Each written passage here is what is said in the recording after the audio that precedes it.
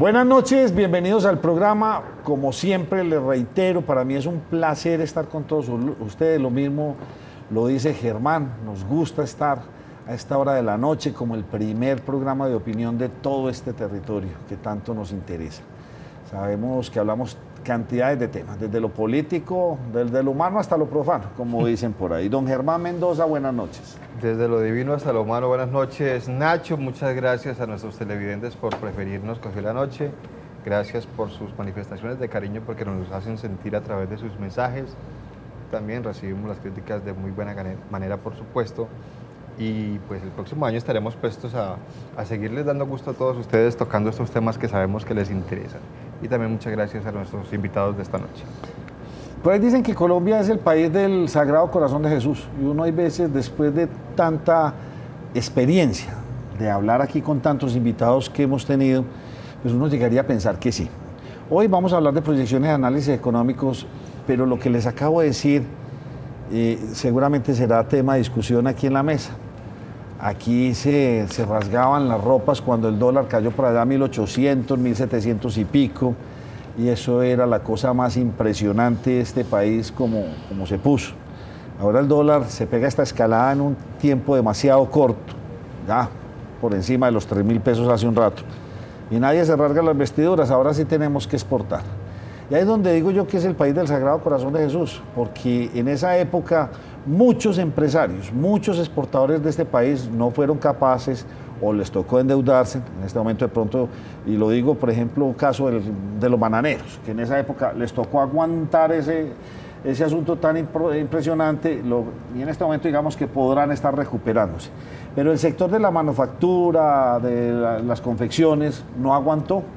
A eso se le metió ese datico del mercado venezolano, que entre otras, usted y yo hemos llegado a pensar, Germán, que estuvo inflado. Se hablaba de 7.000, 8.000 millones de dólares, en fin, se pensaba que era inflado, pero no importa, había un comercio importante con Venezuela. Vuelvo y reitero, país del Sagrado Corazón de Jesús. ¿Por qué? Porque no hubo una política de Estado clara para los exportadores de Colombia, para la industria exportadora, para todos estos empresarios que están. No, el gobierno sin política los dejó que ellos se fueran acabando, el dinamismo estaba muy bueno internamente, etcétera, etcétera, y ahora sí, es el momento de exportar. Como lo dice el ministro, y de pronto hasta el mismo presidente le dice, no, ya, vámonos, hay que exportar, que eso no se hace de la noche a la mañana. Perdimos mercado, perdimos experiencia, una cantidad de cosas que yo pienso que nos han hecho perder competitividad impresionantemente. Fuera de eso, pues ni hablar de la infraestructura tan mala que tenemos en vías de comunicación, como nos lo han dicho miles y miles de expertos que han venido a Colombia. Afortunadamente, en este sentido, a la vuelta de 5 o 8 años tendremos unas respuestas ya más o menos claras en movilidad para que nuestros empresarios puedan mover su carga de una manera más dinámica y diferente. Pero es que 5, 6, 7 años, eso es bastante tiempo. ¿Será que uno se queda aquí aguantando los sobrecostos y todo esto? Pues este es un panorama que en definitiva serán nuestros dos especialistas que nos digan cómo va a ser ese año entrante. Yo personalmente, para abrir el debate, lo veo muy complicado. El ministro dijo ayer o antier, que me parece que es un comentario bastante osado: no nos preocupemos por la inflación, no, eso es una cosita pasajera, eso va a ser aquí así y eso va a volver a la normalidad. Perdón, ministro, cuando hablamos de dólar a 3.300 con tendencia a llegar a 3.500 y algunos que llegan a ponerlo a 4.000, ¿y de dónde están viniendo todas las materias primas? ¿De dónde están viniendo cantidades de cosas, inclusive alimentos? Del extranjero, señor ministro, y todo eso lo vamos a tener que pagar nosotros. Adicionalmente, con las famosas reformas que hemos hecho, unos empresarios cargadísimos impositivamente, con los impuestos que ya no les dan. No es negocio tener empresa en Colombia. Hombre, vamos a hacer una reforma estructural, es lo que se plantea para el mes de marzo o algo así. Pero por Dios, o sea, es que nos estamos demorándonos. Entonces, ¿Colombia en qué terminó? ¿Será que nos vamos a convertir en un país netamente importador? Pero importador, ¿a qué horas, por Dios, con este dólar? Es que te va a traer cualquier bien de China o de Estados Unidos, vale un infierno de dinero. ¿Y quién lo va a pagar? Usted, lo voy a pagar yo. Antes pagábamos barato, ahora sí que vamos a pagar caro. Ese es mi preámbulo, doctor. Pues es un pequeño como resumen, un sector petrolero que nunca despegó. Nos prometieron mucho, el milloncito de barriles, se ha tocado por allá eventualmente, pero nunca se tocó la minería ilegal rampante en este país. Entonces, no sé, de pronto los cafeteros, los bananeros, de pronto algunos gremios del agro, pero un agro desprotegido, sin política, sin asesoría. Me quedo callado. Usted el año pasado, yo le dije, hombre, doctor Luis Fernando Mondragón, primero bienvenido. Muchas gracias. Doctor Wilman Gómez, docente de Economía de la Universidad de Antioquia, bienvenido. Usted el año pasado me dijo, ese 2015 va a ser pavoroso, y no, hombre, usted es un terrorista. Difícil. Usted va a estar... Yo personalmente pienso que este año lo pasamos, gracias a Dios. Pero ya para el año entrante ya sí la veo muy complicada. Pero primero entremos. Okay. ¿Qué pasó este año? Ustedes como ambos, y la pregunta es para ambos, ¿cómo vieron el comportamiento económico de nuestro país hasta antes de llegar a estas cifras de dólar tan altas? Porque eso fue muy reciente. Le doy la palabra a Wilman, colega. Bueno, yo no soy tan pesimista.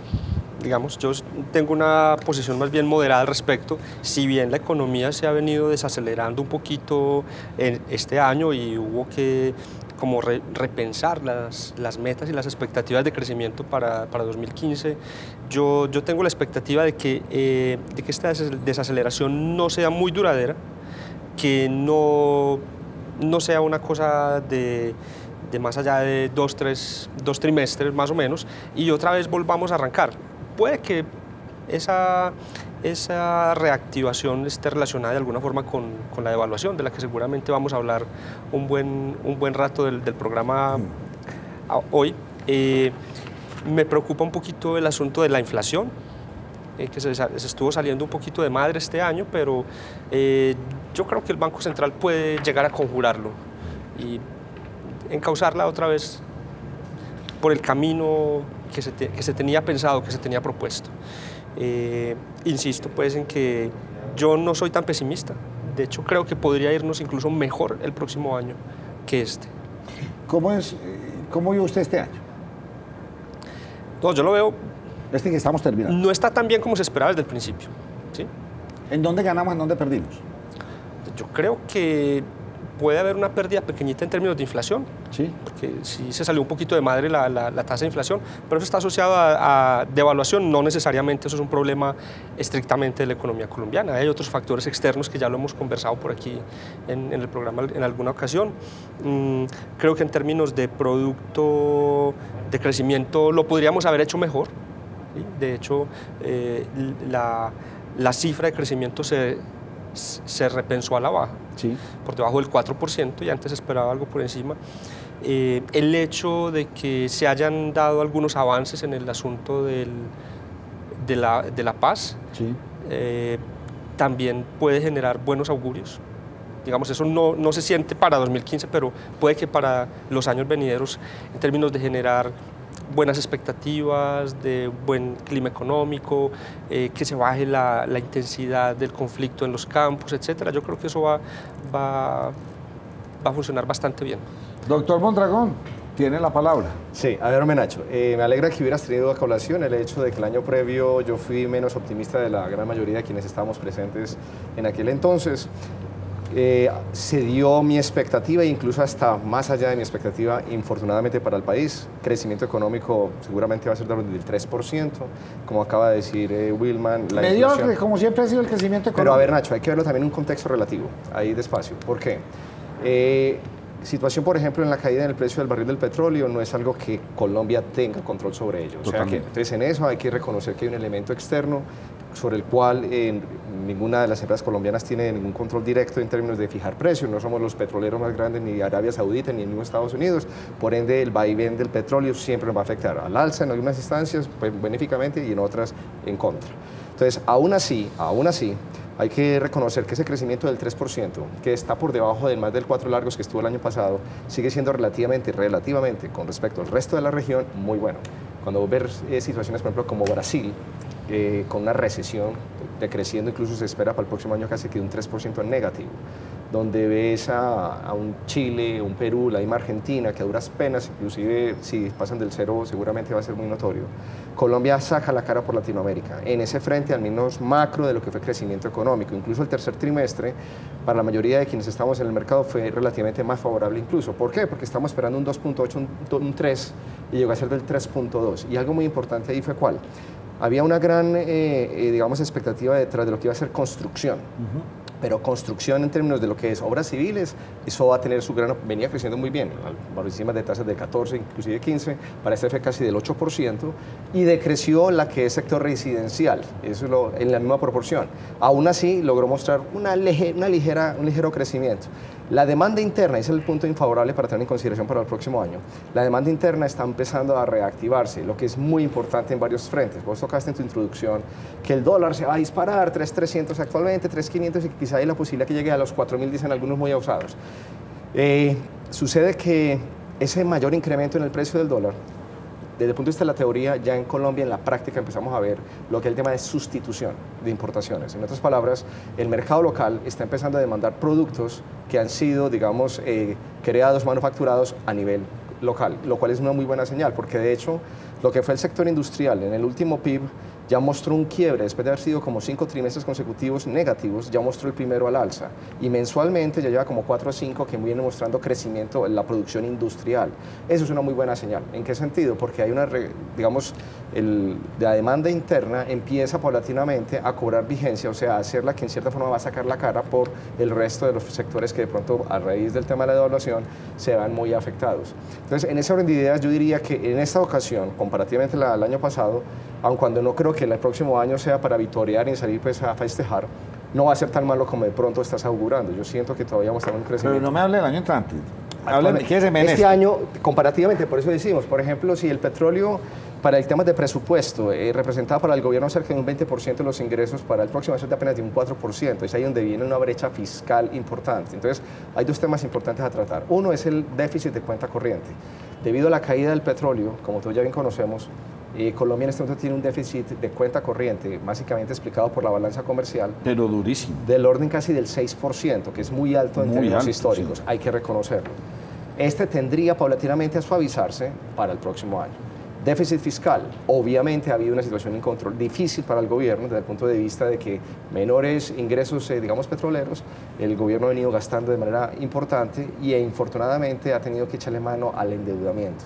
Entonces, actualmente el déficit fiscal, al ser ya el otro déficit al interior del país, es del orden del 3%, que es relativamente manejable y se mantiene dentro de la famosa regla fiscal. O sea que en ese orden de ideas, ¿qué es lo que se augura para el próximo año? El país va a tener que, el gobierno a través de la Tesorería Nacional va a tener que salir a endeudarse en cerca de unos 30 billones de pesos. Recordemos que hay un faltante a nivel fiscal por el tema del petróleo que puede ser por el orden de los 20 millones de pesos, y eso va a salir obviamente de los aquí presentes, o sea, del bolsillo nuestro a nivel de mayores impuestos, o que el gobierno empiece a echarle más tijera a los diferentes rubros a nivel de gasto.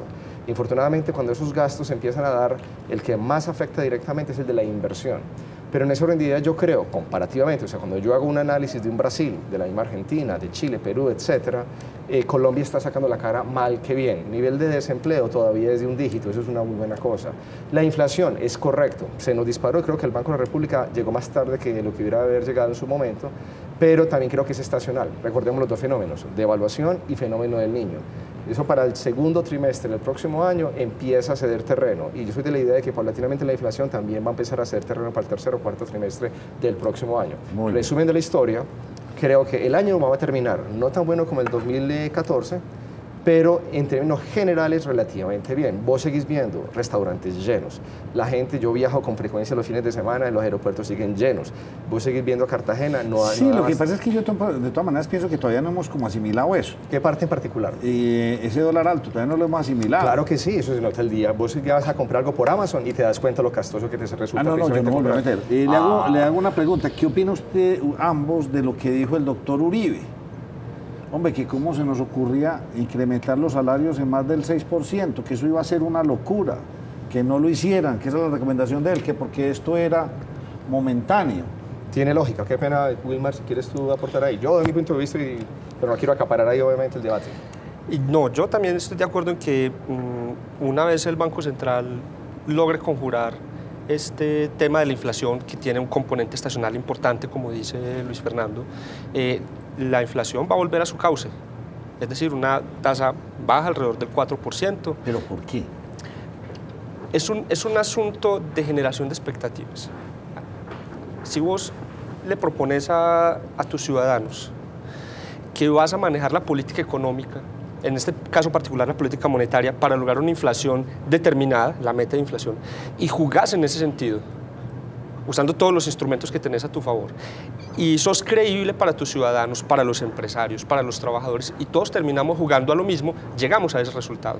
Lo que es importante es poder tener la certeza de que este desmadre actual de la inflación obedece a temas coyunturales, como por ejemplo un exceso de consumo, una devaluación del tipo de cambio muy grande y en muy corto tiempo.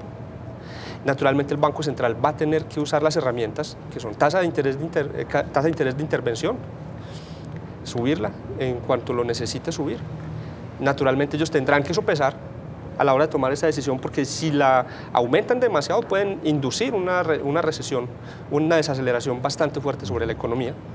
Pero a mi juicio es un tema de transitoriedad, justamente porque el Banco Central ha podido mantener la inflación bajo control por mucho tiempo.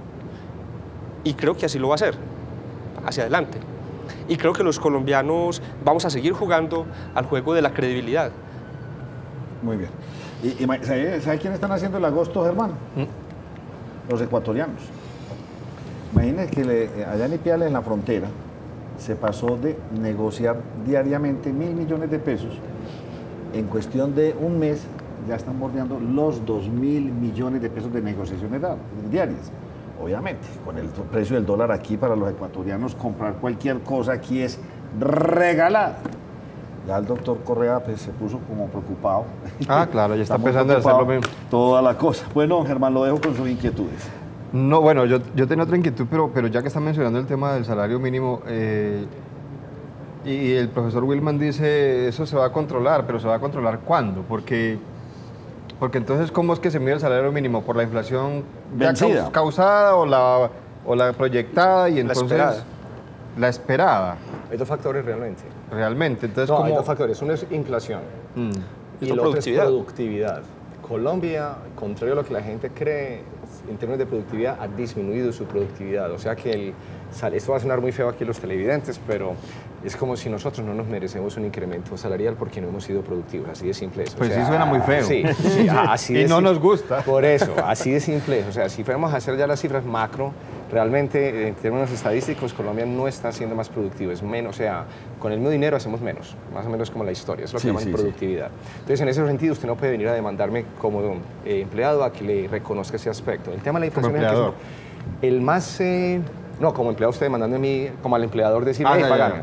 Ahora, el tema de la inflación, si es la pasada o la futura, ahí es donde juega otra vez el tema de Wilman en cuanto a expectativas. ¿Por qué decimos eso?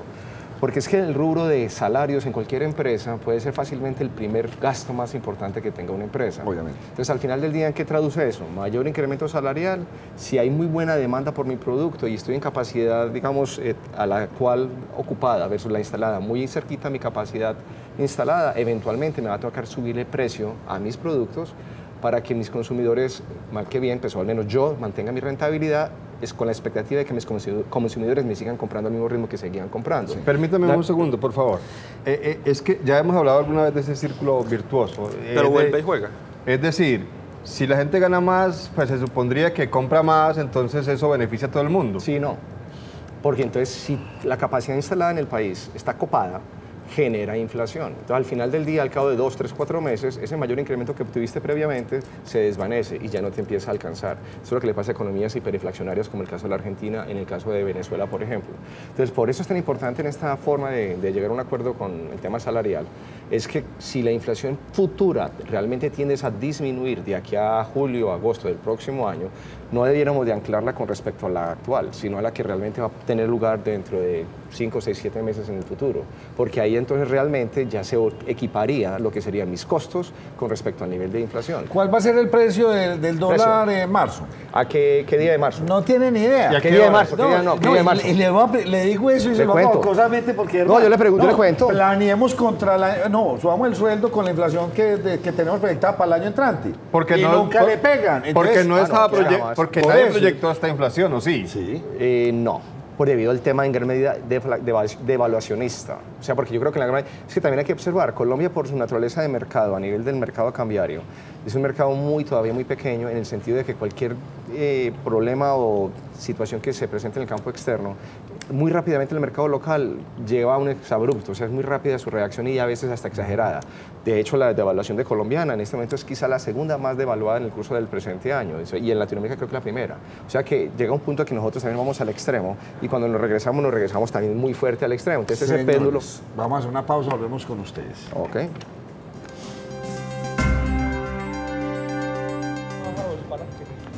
Renueva tu estilo con Everfit en Medellín, Centro Comercial Mallorca, Premium Plaza y Punto de Fábrica Caribe. En Bogotá, Sector El Lago. Síguenos en Instagram, @Everfit Oficial, y en Facebook, Everfit Colombia. Qué pena.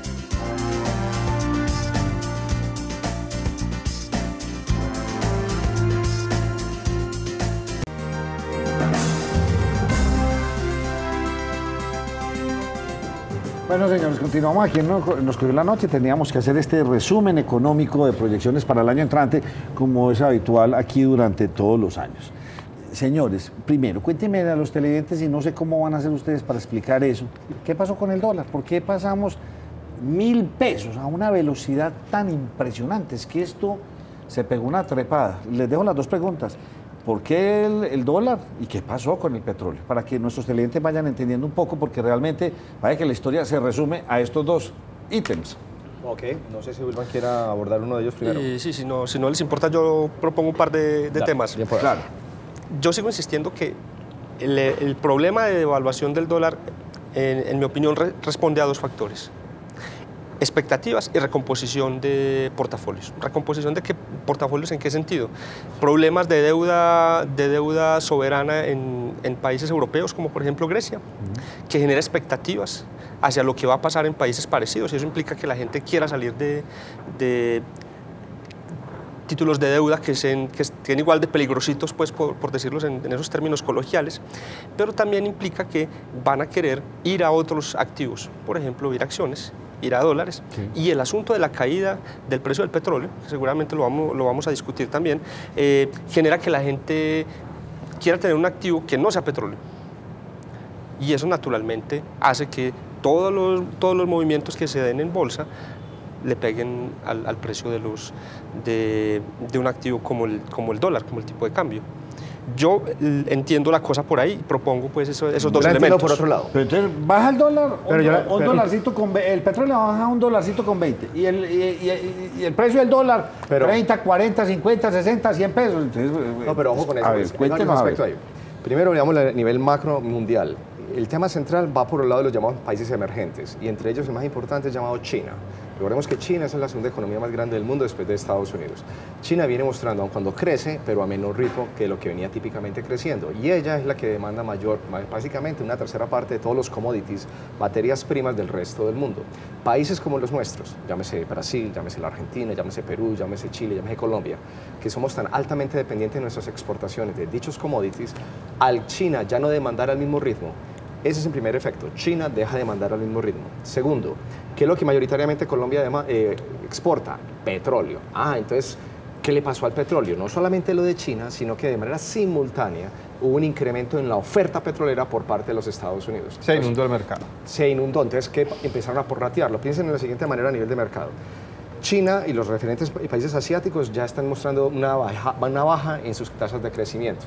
Entonces, quienes les venden a ellos materias primas, pues hombre, los que están aquí comprando dicen, hombre, yo ya no necesito tanta materia prima, bájeme de precio. Y al mismo tiempo aparece otro ofertándome exactamente lo mismo, que es Estados Unidos. Entonces, Estados Unidos empezó a bajarle también de precio. Entonces, los sauditas dijeron, un momentico, yo no voy a dejar, en una época en donde hay menor demanda por mi producto, no voy a dejar llevar que mi mercado se me lo robe Estados Unidos. Entonces, yo también me voy a equiparar y voy a bajar también mi precio. Entonces, empezó una guerra literalmente de todos los países que producen petróleo, los fuertes al menos, no los pequeñitos como Venezuela o el caso de Ecuador, empezaron a pelear por ese mercado, no dejarlo perder.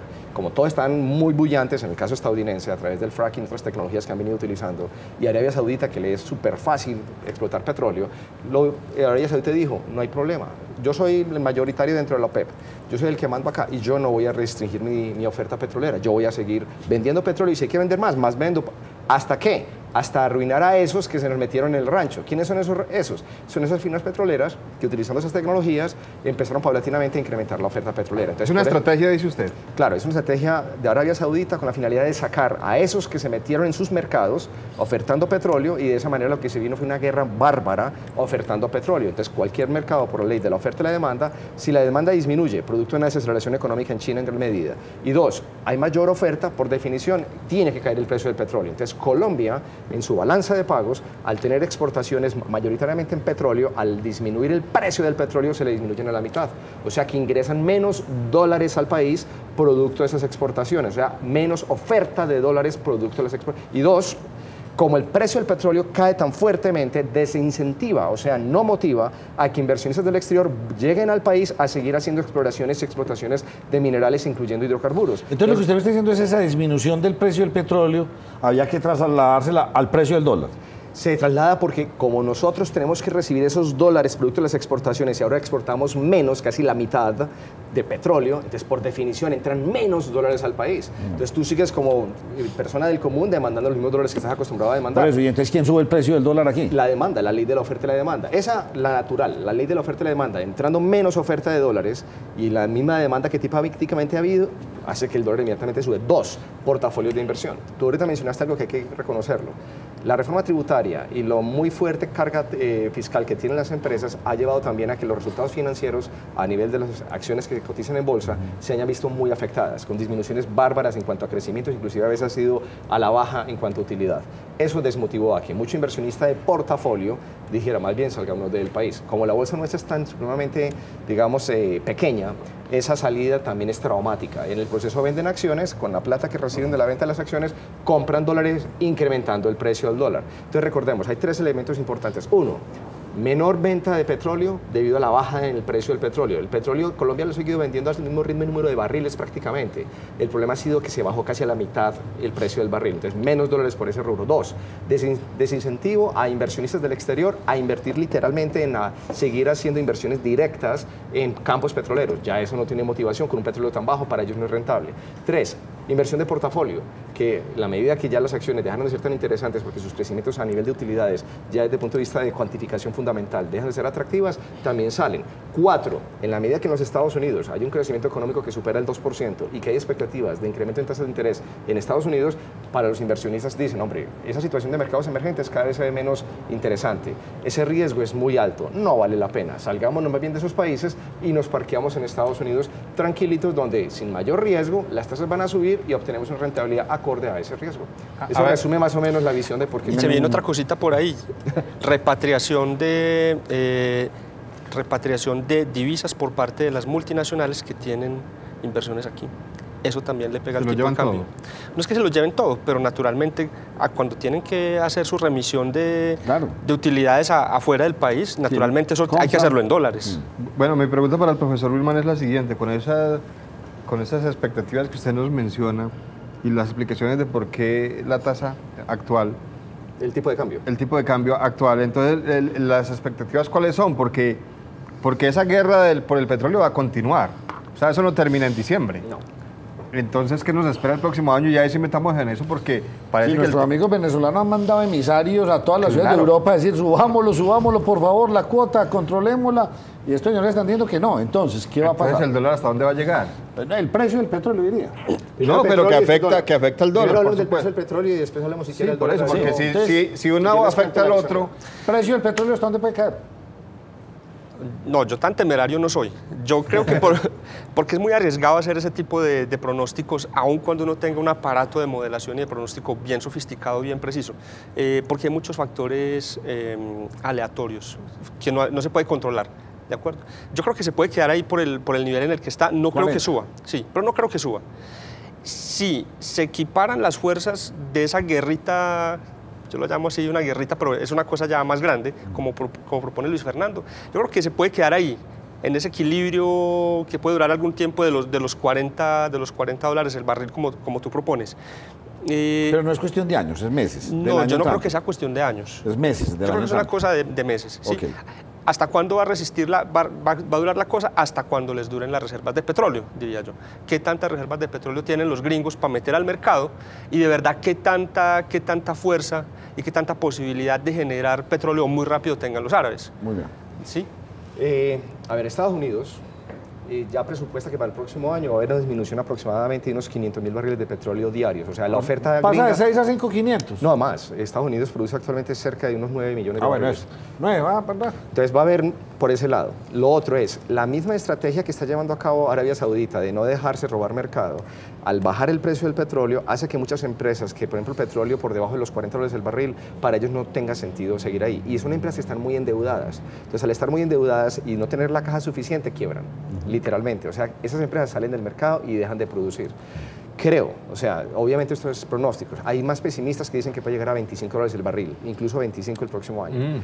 Otros dicen, no, yo creo que ya estamos tocando fondo en estos niveles. Hoy petróleo otra vez llegó a estar por lados del WTI, por lados de unos 34.80, 35 aproximadamente, rompió la baja al 35. Al principio de esta semana llegó a estar en 34.50. Pero hay empresas que literalmente por debajo de 40 ya no les es rentable. Entonces, ¿cuál es la expectativa? Una vez que esas salgan del mercado, literalmente porque dejan de existir, paulatinamente el petróleo va a empezar a tener alguna recuperación en precio y algunos auguran incluso que para el tercer trimestre del próximo año hablar de 60 dólares no es tan loco. Muy o sea, y cuando estamos hablando de 60 dólares barril, podríamos entonces estar hablando de precio de dólar aquí 2.800. Yo no diría 2.800, yo por el momento soy de la idea que al menos los 3.000 van a ser de base en cuanto a soporte. Cualquier recuperación en precio del dólar, o sea, del peso apreciándose con respecto al dólar, los 3.000 seguramente van a servir ahora de soporte. Salvo que el petróleo sí, se pega la disparada nuevamente, una guerra, un conflicto bélico supremamente importante, que lleve que el petróleo otra vez se pega, utilizando la expresión de Willman, se desmadre el precio del petróleo.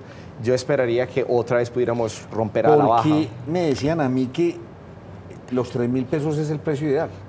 O sea, que es que el dólar se había colgado tanto, o sea, esto es como una recuperación, llegó a su precio como, ¿qué tan cierto es eso? En algún tiempo, cuando el dólar estaba a 1.800, decían que el precio ideal eran los 2.400 pesos. Sí, 2.300, 2.400, sí. Yo creo que eso va a depender de la posición que tenga el que te hable. En algún lo momento. Que le afecte o le beneficie. De cómo lo afecte, y eso va a depender de cómo eso les ayude a compensar o no las pérdidas que hayan tenido vía revaluación, por ejemplo. No, pero yo pienso que realmente está más por el lado estructural económico en un todo, me explico. Que a 3.000, ¿qué implicaciones tiene en cuanto a inflación? Si esa inflación logra mantenerse entre ese rango, entre el 3-4 en el peor de los casos, y que el peso del tipo de cambio esté en los 3.000, para no haber un desincentivo a nivel industrial que permita todavía que en términos de estructura de costos de las empresas permitan importar sin que eventualmente tenga un efecto nocivo a nivel de precios, 3.000 aparentemente dentro de todo ese, digamos, modelo macro que manejan los economistas del Banco de la República, del Departamento Nacional de Planeación, etcétera, es donde básicamente encuentras un equilibrio en cuanto a qué, hombre, que no se desborda la inflación, dos, que las cuentas de nivel fiscal se mantienen relativamente estables en cuanto a crecimiento económico, el nivel de tributación, que entre otras viene creciendo, o sea, el nivel de tributación viene creciendo como una tasa del 8% anual aproximadamente, entonces eso es lo que quieren decir con eso, que es un nivel no ideal, pero que logra balancear la economía en cuanto a qué, no a presionarla para los temas inflacionarios a través del pass-through que él denominaba ahorita en términos de la inflación, cómo afecta a los precios a nivel local, el tema de importar productos más caros debido al dólar, pero que al mismo tiempo el aparato industrial no se vea perjudicado y siga creciendo a tasas relativamente sostenibles, manteniendo el empleo por debajo del 10% al menos y un crecimiento económico sostenible sin la necesidad de tener que eventualmente presionar la inflación. Eso es lo que quiere decir eso. Germán Mendoza. Bueno, al principio el profesor Willman nos decía que se bajaron las expectativas del crecimiento porque la situación así lo ameritaba. Es decir, había mucha expectativa al comienzo del año y se hacían proyecciones. Y estamos hablando de una cantidad de imponderables y digamos que factores externos que han afectado, digamos, la situación en Colombia. Pero ¿qué tanto es eso y qué tanto es mal manejo de la economía como tal? ¿Qué tanta responsabilidad tiene también el manejo de los gobiernos, por ejemplo? Buena pregunta. Es una pregunta muy fregada. Germán es Sí, Germán es el corchador. Se va a invitar a Willman y lo va a hacer una pregunta bien difícil. Es muy complicado porque tendríamos que hacer un recuento tema por tema de cómo se ha manejado política fiscal, de cómo se ha manejado política monetaria. A mí me parece que no necesariamente es un asunto absolutamente de responsabilidad de las autoridades económicas del país. ¿Qué tanto nos toca a nosotros como ciudadanos o como empresarios, los que sean empresarios? Pero ¿qué tanto nos vemos afectados por lo que ocurra por fuera? Yo no tengo cómo responder esa pregunta tajantemente y decir, no, eso fue culpa de la reforma tributaria que puso a tributar a toda la clase media. ¿No? Porque se habló mucho de todos eso. Estamos, con usted lo hablamos aquí. Sí, claro, todos estamos pagando impuestos, haciendo declaración de renta. A todos los clase media que antes no declaramos, nos tocó contratar un contador para que nos hiciera esa declaración de renta porque eso quita mucho tiempo, por lo que sea. Nos tienen en esa vuelta. Se habla de unas tasas de tributación altas, tú lo mencionaste ahorita. Eso puede afectar considerablemente la acumulación de capital, los incentivos a querer invertir, a querer generar empresa. Una muy importante es que justamente el problema del petróleo, como dijimos ahora, eso hace que la inversión extranjera directa, que es un gran motor de las economías en desarrollo, se vea resentida. No hay incentivos para venir a explotar petróleo, no hay incentivos para venir a hacer otro montón de actividades económicas. O lo que hablábamos alguna vez, mire, muchas empresas de multinacionales se están yendo de aquí para producir en un país donde hay mejores beneficios, donde hay menos problemas para hacer empresa. Entonces tenemos, de alguna forma, las actividades empresariales que generan riqueza se están yendo para otros lados. Mondragón, ¿por qué nos cobraron el fenómeno del niño por adelantado? Ah, te referí, ok. Sí, porque ustedes lo hablaron ahorita, usted dijo que eso es otra de las... Pero porque aparece incluso en las facturas de servicios públicos, ¿te refieres? Y por todo, sí. Pero claro. No lo digo por eso, pero cuando usted habla de macroeconomía, cuando usted está hablando de estos asuntos, dice, no, pero es que la FED, que el fenómeno del niño, que el petróleo... Pero por Dios, es que el fenómeno, como hay que me lo están cobrando por adelantado. Pero, a ver, hay dos cosas acá porque hay dos temas que son muy álgidos actualmente. Colombia tiene una base hidráulica básicamente para generación de energía, correcto. El fenómeno del niño lo que va a llevar es que va paulatinamente mermando precisamente esa capacidad que tenemos de generar energía vía hidráulica, o sea, a través de represas con agua.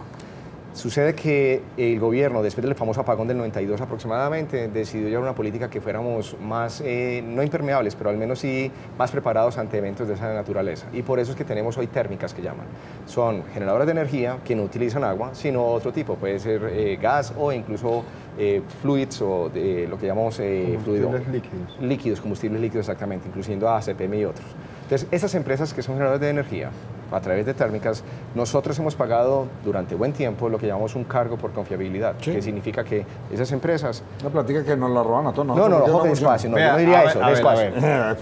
Por eso que el tema es un poquito... millones de dólares desde el año 2006. Pero es que, después eso que ustedes dicen que le robaron, ¿no? Es que el tema no va por ese lado, ellos han hecho inversiones, despacio. Se apropiaron indebidamente. No, creo que mi postura es la siguiente. Existe la manera como está regulado eso. A ellos le reconocen un cargo, o sea, a esas empresas que generan energía vía termo, les dicen, usted tenga la planta y en caso tal de que la necesitamos que usted la ponga a producir, yo a usted le voy a pagar por eso. Ese es el cargo de confiabilidad, es que yo sin hacer nada tenga la dispuestica a producir. ¿Qué ocurrió?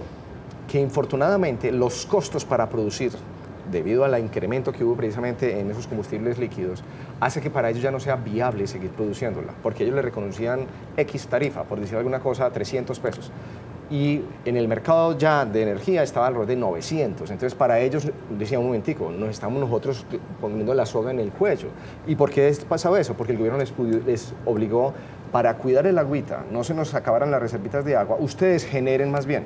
De esa manera cuidamos el agüita que está ahí en las represas. Pero entonces, si ellos se ponen a producir, les sale carísimo producir, muy por encima de lo que el gobierno les estaba reconociendo a través del cargo de confiabilidad. Entonces, lo que ocurrió ahí fue que hubo, utilizando la palabra de otra vez de desmadre. Un desmadre en el precio precisamente del precio de la energía mayorista, y eso a ellos los mató, como porque ellos tienen que estar constantemente compensando cuando entran al mercado mayorista en bolsa. Yo vuelvo y hago mi pregunta, ¿cuál va a ser el precio del dólar el 18 de marzo? A las 3 de la tarde. Y el 18 de marzo ese día va a estar cayendo el aguacero más impresionante, porque resulta que los cálculos fallaron y el fenómeno del niño no se dio. Pero prevenimos, no suben, pero esa plata después no nos la van a devolver. Y eso se vuelve todo inflacionario. Eso se vuelve todo inflacionario. Pero muy pausa y volvemos. Pero casi no se nota. ¿Quieres sorprender con tus regalos esta Navidad? Pero esas personas especiales ya tienen smartphone, consola, computador, televisor y no sabes qué más darles. No te preocupes, visita ya www.cosmovisión.tv, haz clic en tienda y encuentra los mejores superjuguetes tecnológicos. Smartwatch, monopatines eléctricos, cámaras infantiles de última generación y más opciones. Ya lo sabes, www.cosmovisión.tv, clic en tienda y a comprar se dijo.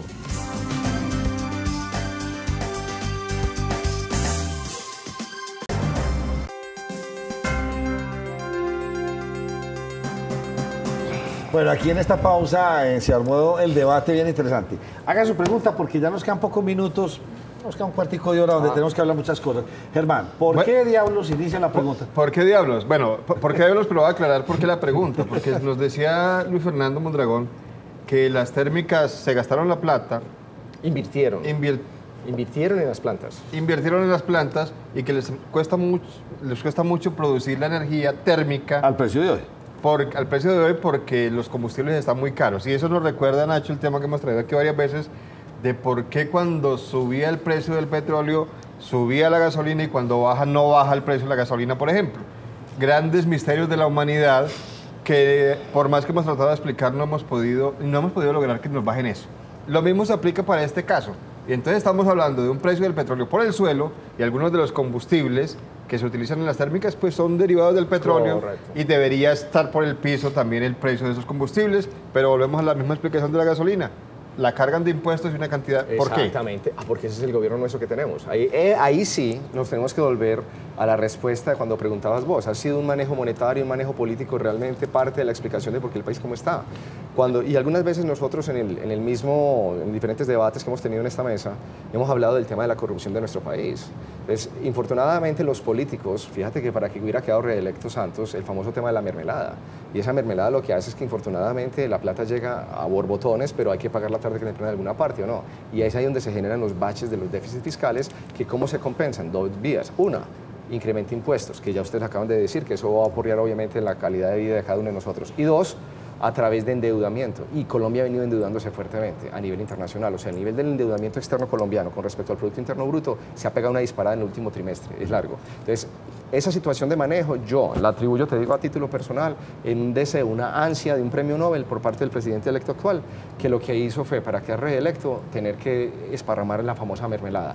A costa de que tenemos problemas que no hay de dónde sacarla, porque el petróleo en gran medida iba a generar una serie de regalías que nos iba a permitir precisamente pues, llevar a cabo todos estos procesos de construcción de proyectos de infraestructura, pero ahora eso se ha visto obviamente mermado y minado. Entonces, el tema central ahí es que ese déficit, el gobierno no se puede dar el lujo de bajar impuestos como estos que estás mencionando de los combustibles y de la gasolina. Si se los van a bajar es a la brava. No pueden bajarlo por efectos de que entonces ese déficit que generaría la falta de esos impuestos, ¿qué lo va a tapar? Más impuestos por el otro lado, nosotros como consumidores, o más IVA, que es lo que también se proyecta a través de estos genios que se reunieron precisamente a poder planear cómo iba a ser la reforma estructural. Y el IVA, póngale la firma que se la va a 18, 19 y por ahí hasta el 20% físicamente puede llegar a estar el IVA en Colombia. Wilman, ¿de cuánto ha sido la devaluación? ¿60%, 60 y pico? ¿En cuánto tiempo? En todo este tiempo, en lo que va con pesos. ¿De este año? 3, 4 meses o este año. Tanto no. No, es por ahí de un 35 más o menos. Eso se preció el precio. Sí, en este año. Eso sí, de 2.000 pesos a 3.000 y eso da el 20. Hace la cuenta. Pasa que ustedes están hablando de pronto desde hace más o menos de un año largo atrás, eso es distinto. Bien, listo. Entonces, un año atrás. ¿De cuánto? Yo digo que no excede los 35%. Sí, yo 35. De este año. Yo estoy de acuerdo por ahí. No, estamos. Yo estoy de acuerdo con lo que usted me diga porque ustedes son los que saben. Lo que pasa es que hace 12 meses atrás sí coincide de pronto con tu 50%. No, está bien. No, a lo que los quiero llevar es. Y entonces, ¿cómo tratar de hacer para uno decir que el año entrante no vamos a tener inflación en este país? Ustedes me están diciendo, no, es un fast-through, ¿cómo fue que es? Fast-through. Fast-through, o sea, rapidísimo. Llamémosle a eso proceso de transferencia para que quede coloquial. Pero yo lo que he hablado con algunos empresarios, o sea, sí se ha hecho, pero es porque, o sea, cogimos lo nuevo con el alimentario viejo, lo mezclamos y estamos en la mitad. Pero a partir de febrero es cuando vamos a empezar a ver importaciones ya con este 35% de sobrecosto, ¿sí o no? En productos como alimentos, por ejemplo. Sí, alimentos. Pero maquinaria y pesada y cosas de ese estilo puede que no, porque ¿qué es lo que busca el Banco de la República? Con mayores incrementos en tasas de interés, paulatinamente tiende a una desaceleración del consumo, menor demanda, y por eso te decía al principio del programa, puede que sí ciertos productos sigan siendo caros, pero otros va a haber una sustitución por productos internos en la industria. Entonces allá voy yo, por eso estoy hablando de productos internos. Ok. Entonces a este señor le va a tocar ir a comprar una urea, un hilo, una tela, etcétera. Y el año entrante, en febrero, estamos con el 35% de sobrecosto. Yo no creo que los empresarios pagando casi que el 70% de impuestos, como está la cosa de dura, vaya sino que pues, no va a ser solidario con el pueblo colombiano, yo no voy a subir esto pues sino un poquitico, no, ni más faltaba. ¿Cómo es ese panorama el año entrante? ¿Cómo lo ven ustedes para todo este sector productivo de Colombia que tiene que importar materias primas y que están cazando? Pues les pregunté, un 35% versus este año 2015. Wilman. Hay que tener en cuenta una cosa muy importante ahí. Si el 100% de lo que se utiliza para la producción nacional fuera importable, entonces esa cifra en términos de inflación sería el 35%. Pero lo que se utiliza de importable para producción doméstica no es el 100%. Obviamente. ¿Sí? Entonces podemos estar hablando de incluso un 20% y de ahí para abajo. Entonces, multiplique ese 20% y aquí estoy haciendo unos cálculos temerarios, tirando irresponsables. ¿Sí? Sí, no, multiplique su 35% por ese 15% o 20% que puede ser el importable de la producción nacional y ahí le da más o menos. Para ponerle a ustedes en términos coloquiales, Nacional de Chocolates, Noel. Noel no importa el 100% de sus materias primas. No, lo que usted dice. Puede ser un 20 o algo así, o inclusive menos. Tiene usted razón, los textileros tampoco. Aquí también, aunque el algodoncito, pues aquí somos malos productores de algodón. Pero bueno, entonces, haciendo eso, entonces, la proyección del año entrante, entonces sí podría dar a que no fuera un año tan cruel con este precio del dólar. No, yo soy muy optimista con eso. Es que ahorita te mencionaba, algo que para nosotros ha sido, y por eso yo en cierta forma he cambiado mi chip en cuanto al desastre que originalmente pronosticabas, es porque en temas de producción industrial ha habido 5 meses consecutivos de incremento en producción industrial. Comercio al detal, nuestro incremento, el único que el comercio en general no está, se ve más aporreado, que el incremento fue menos, ahorita que salió la última cifra para este mes, fue el tema de vehículos. Autopartes está, pero no menos, están en negativo. Es correcto, pero contrabando, etcétera, etcétera, porque tampoco hay políticas de Estado. Las ventas de vehículos seguramente van a caer un 20% este año, probablemente ya iban a septiembre, octubre, iban en ese orden con respecto al año anterior. Pero a mí no me choca que caiga, te digo sinceramente, estas calles están supremamente ya llenas y muy congestionadas, o sea que a mí no me estresa que caigan esa venta de vehículos, para ser sincero. Entonces, ¿ustedes creen que el año entrante, Germán, nuestros especialistas, ustedes creen que podemos seguir con un dígito en desempleo? ¿Creen que el dólar no va a tener más escaladas alcistas impresionantes y veremos cuál va a ser el comportamiento del petróleo siempre en el primer semestre? Escenarios. Acordemos que es importante en el nivel macro no hablar de no casarse con uno solo. No, para nada. Sí. Entonces, escenario. Petróleo sigue cayendo a $25 el barril. Ay, sí, téngale miedo que sí, tenés razón. 3.500 y 4.000. Ahí sí te la pongo clara. Pero petróleo se estabiliza en actuales niveles de $35, $40 el barril, incluso por encima. Veríamos el dólar otra vez regresándose en precio. ¿La Fed sigue subiendo las tasas? A ver, la manera como lo comunicó Janet Yellen el día de ayer es que ellos van a estar monitoreando las diferentes variables de la economía, cómo vienen evolucionando, locales e internacionales, y cómo eso puede afectarla. El panorama, o sea, el pensado, como dirían los del campo, es que gradualmente haya un incremento en tasas de interés, pero... o sea, cuando decimos gradualmente no es cada mes ni cada 2 meses. Ella cada vez que se reúnen, en las 8 veces que se reúnen en el año, deciden, de acuerdo a todo su análisis macro de todo lo que está ocurriendo, hombre, ¿tiene sentido todavía o no? ¿Cómo reaccionar a la última? ¿Se puede proyectar algún incremento adicional? ¿Ustedes en Estados Unidos yo sí creería. ¿Ustedes creerían que yo sí? Creería que sí, pero hay otros 2 máximo para el próximo año, 2 al sumo, o sea, otros 0.50 en total. Y para Colombia no me cabe la menor duda que se viene una ahorita en diciembre y mínimo otras 2 el próximo año. Usted me está hablando de que quedamos 7.25, 7 para el año entrante. Estaríamos, no, por ahí 6.5 en el peor de los casos. Te hace intervención. Germán, que preguntas rápidas. ¿Qué de cierto hay, profesor Wilman, que Colombia, digamos que se preparó con anticipación, porque lo escuchaba en una analista, para esa subida de la tasa de interés de Estados Unidos? Que prácticamente que el efecto en Colombia, a diferencia de otros países del mundo y especialmente de América Latina, va a ser distinto, porque Colombia como que tomó las previsiones necesarias. Lo que se prevé siempre que va a pasar, que hay un aumento de tasa de interés externo, en este caso de una economía grande como Estados Unidos, es que el dólar va para arriba. ¿Por qué? Porque hay una recomposición de las tendencias de dólares y sobre todo los capitales de corto plazo van a fluir a donde haya no solamente una mejor tasa de interés, sino donde estén más cómodos. Naturalmente van a estar más cómodos allá que aquí o incluso en cualquier otro país de América Latina. Prepararse significa que seguramente empezaron a depender menos del endeudamiento externo y más del endeudamiento interno. Me explico, si yo fuera un banco y tuviera que prever recursos de crédito a mis tomadores de crédito, pues yo tengo la posibilidad de utilizar crédito interno y crédito externo, previendo que el dólar se puede volver costoso por una posible, y ya vemos, real alza de las tasas de interés de esa economía grande que es Estados Unidos. Empiezo a recomponer mis necesidades de financiamiento para depender menos de recursos externos más costosos en términos de dólares y en términos de tasa de interés. El rollo de endeudarse con el resto del mundo es que ahí tengo un costo doble. Si aumenta la tasa de cambio, mi deuda en pesos crece y crece bastante. O sea, ¿cuánto fue? Está más endeudado. ¿Cuánto fue? 30% decíamos. Sí. Pero si además de eso aumenta la tasa de interés, entonces tengo doble aumento, un 0.25 puntos de tasa de interés sobre ese 30% adicional en términos de pesos. Pero otra cosa importante para rematar ahí. Para hacer pausa.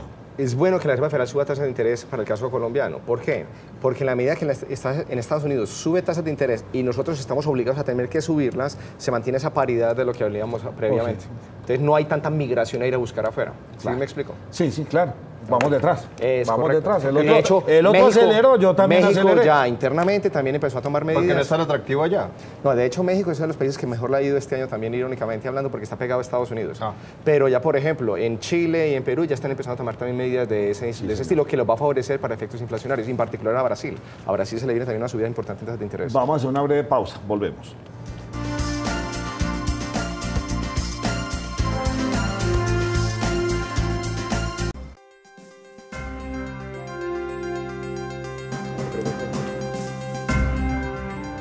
Bueno, Germán, usted tiene una pregunta muy importante porque ya debemos pasar que quiero que me hablen un poquito de acciones. Que no hemos hablado nada y nos queda muy poco tiempo, Germán. Bueno, cuando comienzan esos precios del dólar a treparse, salirse de madre, como decía Wilman, pues entonces se le pide a las autoridades que hagan algo. Entonces, cuando el caso es contrario, entonces comprar. ¿Y por qué no venden después? ¿Y por qué no inundan el mercado y lo controlan? ¿Eso se puede hacer o se va a hacer? Eso ya no se hace de manera como tengo tantos dólares, voy a salir a venderlos ya. No, es una intervención directa, digámoslo así. Lo que ha hecho el Banco de la República ya funcionó relativamente bien, es convocar a opciones call. Es una manera del banco, cuando por ejemplo el precio del dólar se está por encima de lo que ha sido un promedio móvil de los últimos 20 días, no voy a enredar aquí a los espectadores, a los televidentes.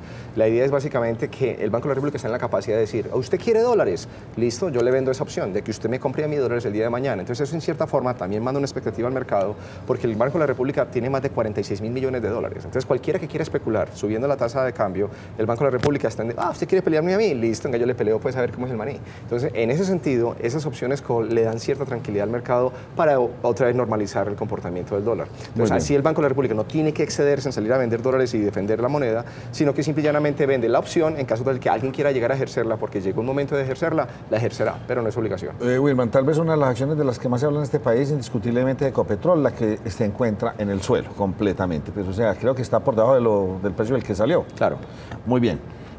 Pues, hábleme muy brevemente qué pasó con la acción de Ecopetrol, pero qué va a pasar con las, para ambos es la misma pregunta, ¿qué va a pasar con las acciones en este país? Yo creo que por un buen tiempo las acciones que no tengan nada que ver con petróleo van a estar muy bien.